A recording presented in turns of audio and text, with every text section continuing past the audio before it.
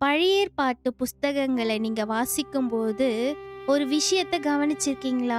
வேதாகமத்துல பொதுவா ஆண்களோட குரல் தான் அதிகமா கேட்கும். பெண்கள் பெரும்பாலும் அமைதியா தான் இருப்பாங்க.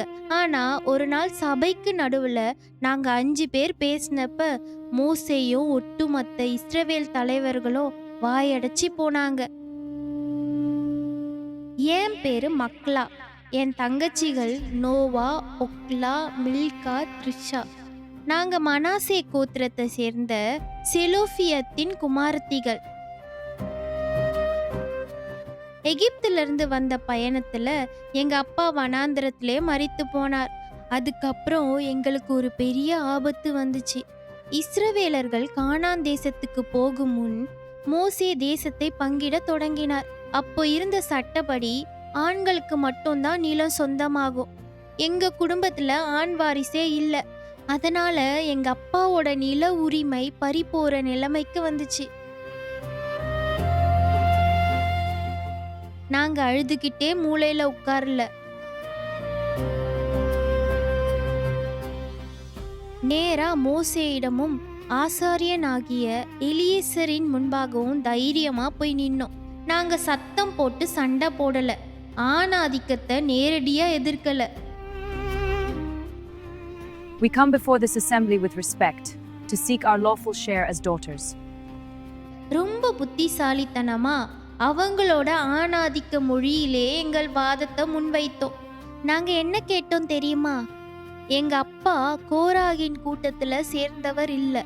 அவர் தன் சொந்த பாவத்தினால் தான் மரித்தார். அவருக்கு ஆண் வாரிசு இல்லைங்கிற ஒரே காரணத்துக்காக எங்க அப்பாவோட பேரை அவர் வம்சத்தை விட்டு அழிச்சு போடலாமா?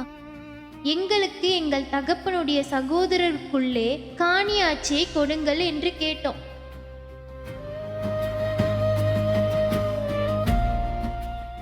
நாங்க நிலத்தை கேட்டது எங்களுக்காக என்றாலும் அதை தகப்பனின் பெயரை நிலைநிறுத்துவதற்காக என்று மிகவும் நேர்த்தியா கேட்டோம்.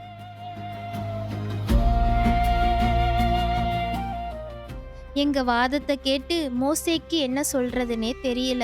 அவர் கர்த்தர்கிட்ட போனார். கர்த்தர் என்ன சொன்னார் தெரியுமா? செலோப்பியாத்தின் குமார்த்திகள் சொல்வது சரிதான் அப்படின்னு சொல்லிட்டு உடனே ஆண் வாரிசு இல்லாத வீடுகளில் பெண்கள் நிலத்தை சுதந்தரிக்கலாம்னு சட்டம் மாற்றப்பட்டது. தேவன் ஏன் சட்டத்தை மாற்றினார்? இது வெறும் பெண் உரிமை சம்பந்தமான விஷயம் மட்டும் இல்ல. பழைய ஏற்பாட்டுல நிலம் என்பது தேவனோடு செஞ்ச உடன்படிக்கையின் அடையாளம். நிலம் கர்த்தருக்கு சொந்தமானது. ஆணாதிக்கத்தை விட வாக்குதத்தம் பண்ணப்பட்ட நிலம் ஒவ்வொரு குடும்பத்துக்கும் போய் சேரணுங்கிறது தான் தேவனுடைய முக்கியமான விருப்பமா இருந்துச்சு. நாங்க ஒருவேளை நிலத்தை இழந்திருந்தா அந்த உடன்படிக்கையே இழந்திருப்போம்.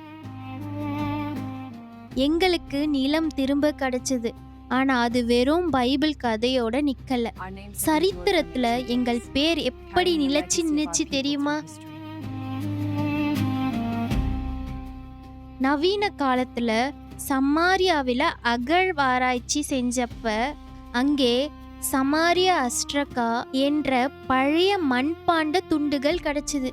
அந்த வரி வசூல் ரசீதுகள்ல மனாசே கோத்திரத்தின் நிலப்பகுதிகளுக்கு என்ன பெயர்கள் இருந்துச்சுன்னு தெரியுமா? நோவா, ஒக்லா, த்ரிஷா. ஆமா, ஆண் வாரிசு இல்லைன்னு அழிஞ்சு போயிருக்க வேண்டிய எங்க குடும்பம் சரித்திரத்துல தேசத்தின் எல்லைகளாக முக்கிய நிலப்பகுதிகளாக மாறுச்சு.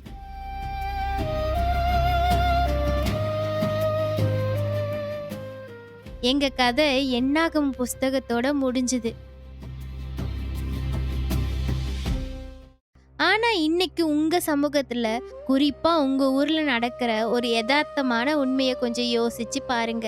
ஒரு குடும்பத்துல பாக பிரிவினை நடக்கும்போது என்ன ஆகுது? நிலம், வீடு, சொத்து, தோட்டம் இது அத்தனையும் ஆண்களுக்கு போகுது. பெண்களுக்கு என்ன கிடைக்குது? கல்யாணம் பண்ணி வைக்கும்போது போடுற நகைகளும் சீர்வரிசைகளும் சில நேரங்களில் வரதட்சணையும் தானே. உனக்கு தான் கல்யாணத்துல நகை போட்டோமே, அப்புறம் எதுக்கு சொத்துல பங்கு அப்படின்னு ரொம்ப சாதாரணமா கேட்குறாங்க. இதுல என்ன பெரிய வித்தியாசம் இருக்குன்னு நீங்க நினைக்கலாம்.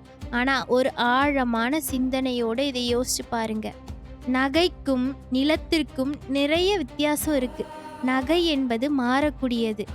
அது அடகுக்கு போகலாம், உருக்கப்படலாம், கைமாறி போகலாம். பல நேரங்கள்ல அது ஒரு பெண்ணுக்கான உரிமையா இல்லாம புகுந்த வீட்டுக்கான ஒரு வியாபாரமா மாறிடுது. ஆனா நிலம் என்பது அப்படி இல்லை. நிலம் என்பது ஒரு வேர், அது ஒரு அடையாளம், அது ஒரு பாதுகாப்பு.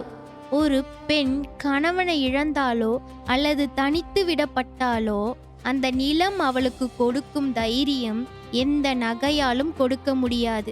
நாங்கள் மோசேயிடம் போய் நின்றபோது தேவன் எங்களுக்கு சொல்லி இருக்கலாம், பாவம் அந்த பெண்கள் ஆதரவில்லாதவர்கள், பொக்கிஷ அறையிலிருந்து கொஞ்சம் பொன்னையும் பொருளையும் எடுத்து இவங்களை அனுப்பி விடுங்கன்னு. ஆனா கர்த்தர் அப்படி சொல்லல. அவர்கள் தகப்பனின் நிலத்தை அவர்களுக்கு கொடுங்கள்னு சொன்னார். ஏன்னா தேவன் ஒரு பெண்ணை வெறும் கட்டளைகளுக்கு கீழ்ப்படிந்து புகுந்த வீட்டுக்கு செல்பவர்களாக மட்டும் பார்க்கவில்லை, அவளையும் தேவனுடைய உடன்படிக்கையின் சுதந்திரவாளியாகவே பார்க்கிறார். நிலம் என்பது தேவனுடைய வாக்குதத்தம். அந்த வாக்குதத்தத்தில் ஆண்களுக்கு எவ்வளவு உரிமை இருக்கிறதோ அதே உரிமை பெண்களுக்கும் உண்டு. இன்று உங்களுக்கு சொல்கிறேன், தேவன் உங்களுக்காக வைத்திருக்கும் எந்த ஒரு ஆசீர்வாதத்தையும் மனுஷீக சட்டங்களுக்காகவோ சமூக பழக்கங்களுக்காகவோ விட்டு கொடுத்துறாதீங்க. உரிமையோடு கேளுங்க, தேவன் அதை உங்களுக்கு தருவார். நான் மக்லா, செலோபியாத்தின் குமாரத்தி. நான் என் தங்கைகளோடு சேர்ந்து எங்கள் தகப்பனின் பெயரை அழிவிலிருந்து காத்தவர்கள், தேசத்தின் சரித்திரத்தில் என்றென்றைக்கும் நிலமாய் நிலைத்தவர்கள்.